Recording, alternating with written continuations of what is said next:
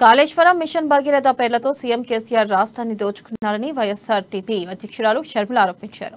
అలా దోచుకున్న డబ్బుతోనే టీఆర్ఎస్ ను బీఆర్ఎస్ గా మార్చారని అన్నారు. గన్పార్క్ వద్ద అమరులకు నివాళులర్పించిన షర్మిల అనంతరం మీడియాతో మాట్లాడారు. సీఎం కేసీఆర్ పాలనపై 10 ప్రశ్నలతో కూడిన ప్రశ్నపత్రాన్ని విడుదల చేశారు. కేసీఆర్ దాకా ఈ 10 ప్రశ్నలకు సమాధానం చెప్పగలరా అంటూ షర్మిల ప్రశ్నించారు. కేసీఆర్ 9 ఏళ్ల పాలనలో ఏం చేశాడని, రాష్ట్రం బంగారు తెలంగాణ అయిందా అని షర్మిల ప్రశ్నించారు. కేసీఆర్ మిగులు బడ్జెట్ రాష్ట్రాన్ని అప్పుల పాలు చేశాడని, ఇప్పుడు 1వ తారీఖున ఉద్యోగులకు జీతాలు ఇవ్వలేని స్థితికి రాష్ట్రాన్ని తెచ్చిందని విమర్శించారు.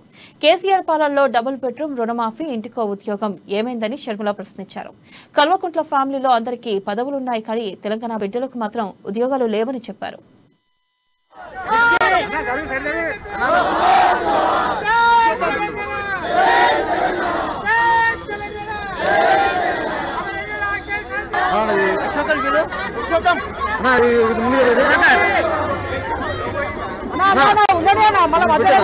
కేసీఆర్ గారు అధికారంలోకి వచ్చి ₹1,00,000 ప్రతి ఒక్కరి మీద, ప్రతి తెలంగాణ సిటిజన్ ఇన్ని డబ్బులు ఏమైనాయని కేసీఆర్ గారు తెలంగాణ ప్రజలకు సమాధానం చెప్పాల్సిన అవసరం ఉంది. ఇన్ని లక్షల కోట్ల అప్పులు తెచ్చారు, రైతుల పేర్ల అప్పులు తెచ్చారు, రైతుల పేర్లు చెప్పారు, ప్రాజెక్టుల పేర్లు చెప్పారు, పెద్ద పెద్ద మాటలు చెప్పారు. కాళేశ్వరం లాంటి పెద్ద పెద్ద ప్రాజెక్టులు రాజశేఖర రెడ్డి గారు 30,000 కోట్లతో పూర్తి చేయాలనుకున్న ప్రాజెక్టుని మీరు ₹1,20,000 కోట్ల ఖర్చు పెట్టారు. ఆ ఒక్క ప్రాజెక్టు తీసుకున్నా కూడా ఎస్టిలేషన్ ఒక 50,000 అంతా కలిపి వేసుకున్నా కూడా దాదాపు 70,000 కోట్ల అవినీతి ఒక్క కాళేశ్వరంలోనే చేశాడు కేసీఆర్ గారు. ఇలా మిషన్ భగీరథ అయితేనేమి, మిగతా ప్రాజెక్టులు అయితేనేమి అన్ని కలుపుకుంటే లక్షల కోట్లు దోచుకున్నాడు కేసీఆర్ గారు తెలంగాణ ప్రజల డబ్బుని, తెలంగాణ ఖజానాను.